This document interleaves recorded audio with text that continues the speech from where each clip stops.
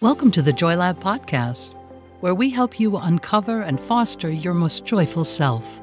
Your hosts, Dr. Henry Emmons and Dr. Amy Prasek, bring you the ideal mix of soulful and scientifically sound tools to spark your joy, even when it feels dark.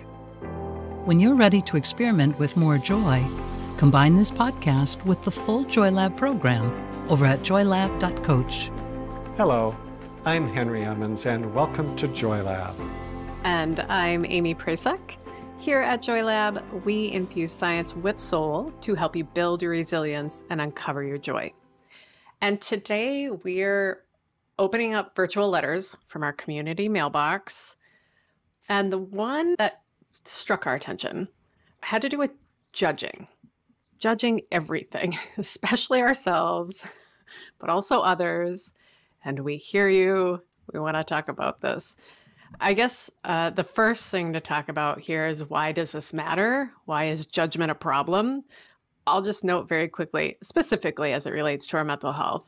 I want to cite a study here that I like, and I like it because of the title. Here it is. The more you judge, the worse you feel. A judgmental attitude towards one's inner experience predicts depression and anxiety. Mic drop. Very clear. So this is That's pretty straightforward. Right? It's like, am I reading a normal magazine? It's very clear. And because the findings are so clear, not just in this study, but the breadth of the literature here in judgment and mental health. In this one specifically, there were 274 adult participants, and they found that a judgmental attitude toward oneself was the largest predictor of the factors they tested when it came to depression and anxiety. So it matters. Do you want to add anything more here, Henry? How can judgment get us into some snags with our mental health? Sure. I'm sure many people listening have heard this notion that depression is anger turned inward. Yes. That used to be a really kind of popular theory about depression. I don't think that theory holds true really in all cases. I don't totally buy it. But I do think that there are some forms of depression that actually might fit that, or where it's very clearly a factor. I think what your study said is just so clear and so true, that if you're filled with judgment, you're just going to feel worse. That's Right. a very simple and straightforward connection. But there are some forms of depression that I think do fall into this category. So I just want to give a real quick background now about how I have come to think of this. There are three distinct sources of unhappiness according to the psychology of mindfulness, or Buddhist psychology, which I think fits with these different forms of depression. One of them is grasping, the other is aversion, and the third is delusion. So the middle one, aversion, is really referring to judging. It means that what we see we don't like, we don't want it in our lives, and so we seek to push it away. So it is an energy of pushing things away. And this can show up in different ways in one's life. One is that you might see this in yourself. You might look at yourself and see yourself as flawed, as fundamentally wrong. So the judging is directed toward you. Other people, the judgment is directed towards not themselves, but virtually everybody else in their lives.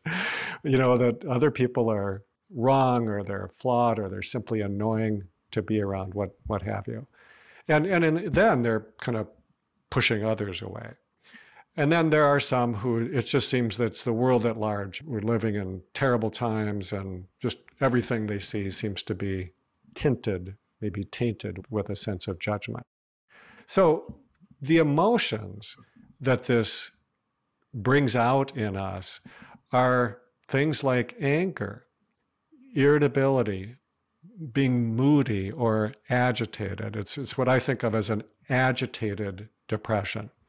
And the point here is kind of what you said earlier, Amy, that it simply doesn't feel good to be in this state. It feels so much better if we're able to instead create a state of acceptance or maybe equanimity or just non-judging. If we can hold things in a gentler, more open way, we simply don't feel as bad.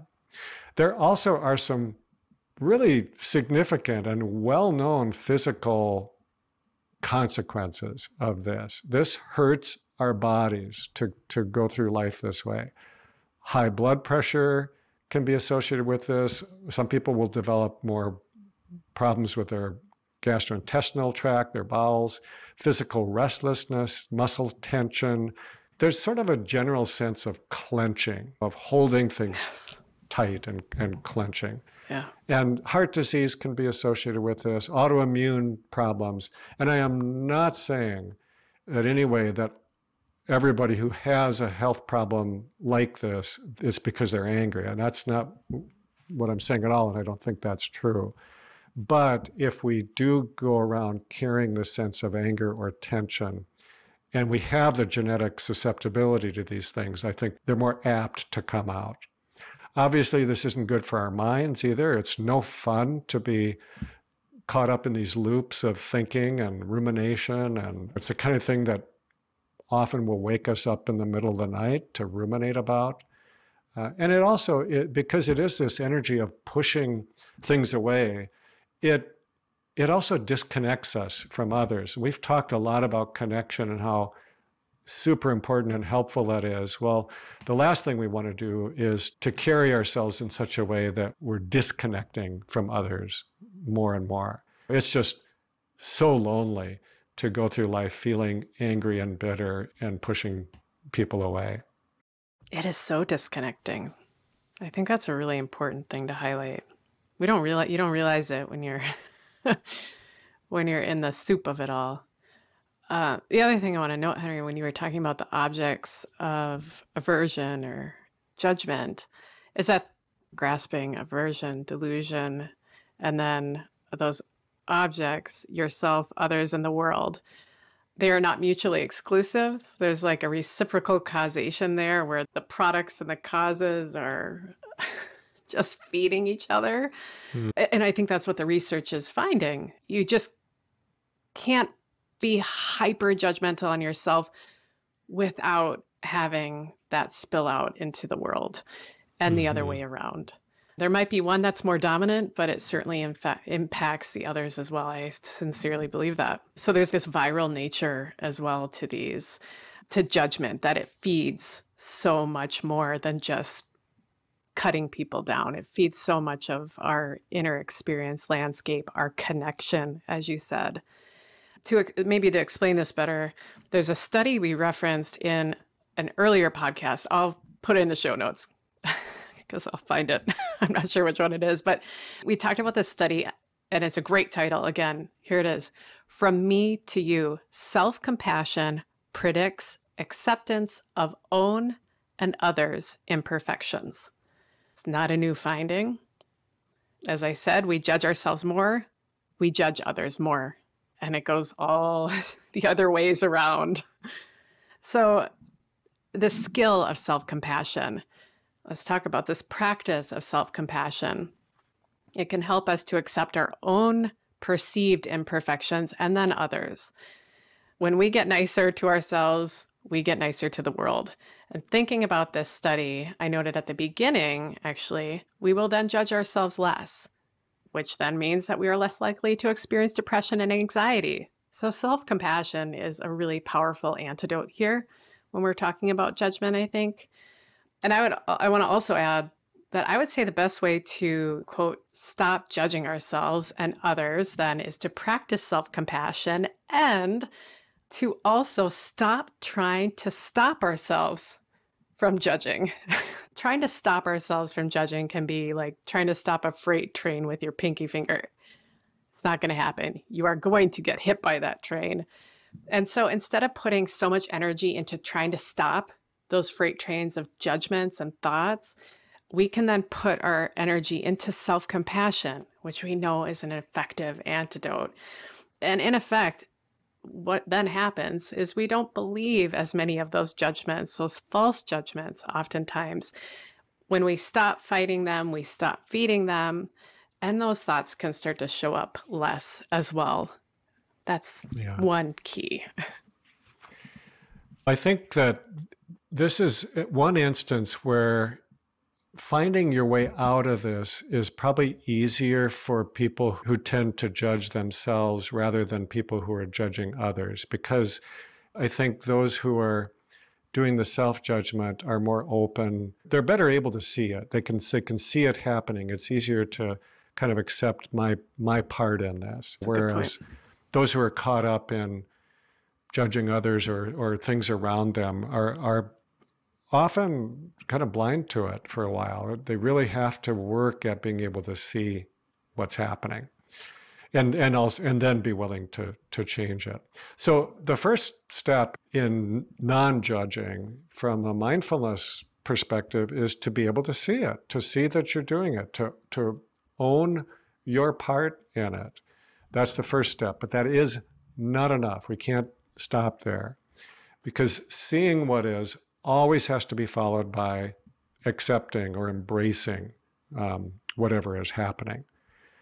Now, this is a little bit subtle, but I think it's worth talking through, and that is that what you can do, this practice that I'm referring to, is that you can learn to accept yourself as you're doing it in real time.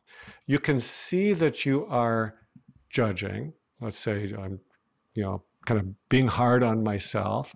I can see that, and then I can know that it is only my thought about myself. This is something that I am doing without meaning to, but I'm being kind of harmful to myself. That is real-time seeing and accepting yourself as you are. You're accepting that in this moment I'm being judgmental. And then letting that go again in real time.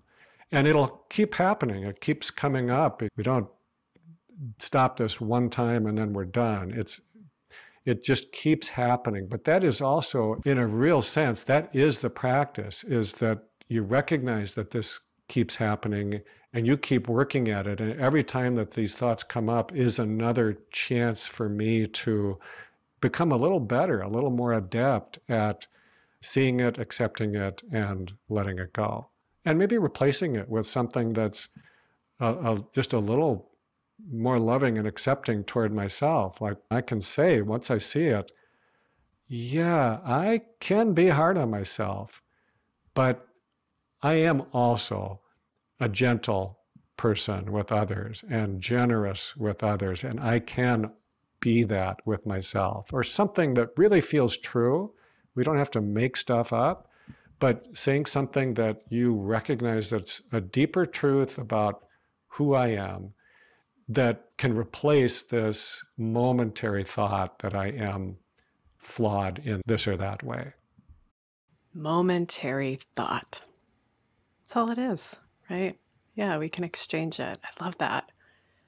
We have some great self-compassion episodes that I want to link in the show notes. Like, Henry, that wonderful little practice of true for you, meaningful affirmation. We talked a little bit about that in a previous episode. I'll link to that. And then also I'm thinking about an episode that we did on hope from the outside in, thinking about judging the world around us. That can be a hard nut to crack, to shake away. But there are some really great, I think, strategies in there. So I'm going to link that as well. So I hope this conversation was really helpful, because this is universal. You are not alone in those momentary thoughts of self-deprecation and thinking we're flawed. That's just, I don't know, the thoughts, they pop. But we can do something, and that's why we're here. We're gathering to build skills. So do check out the show notes for those resources and continue on. And to close our time today, I want to share some succinct wisdom from poet Rudy Francisco. This is perfect. Here's what he wrote. Perhaps we should love ourselves so fiercely that when others see us, they know exactly how it should be done. Thank you for listening to the JoyLab podcast. If you enjoyed today's show, visit joylab.coach to learn more about the full JoyLab program. Be sure to rate and review us wherever you listen to your favorite podcasts. Please remember that this content is for informational and educational purposes only. It is not intended to provide medical advice and is not a replacement for advice and treatment from a medical professional. Please consult your doctor or other qualified health professional before beginning any diet change, supplement, or lifestyle program. Please see our terms for more information.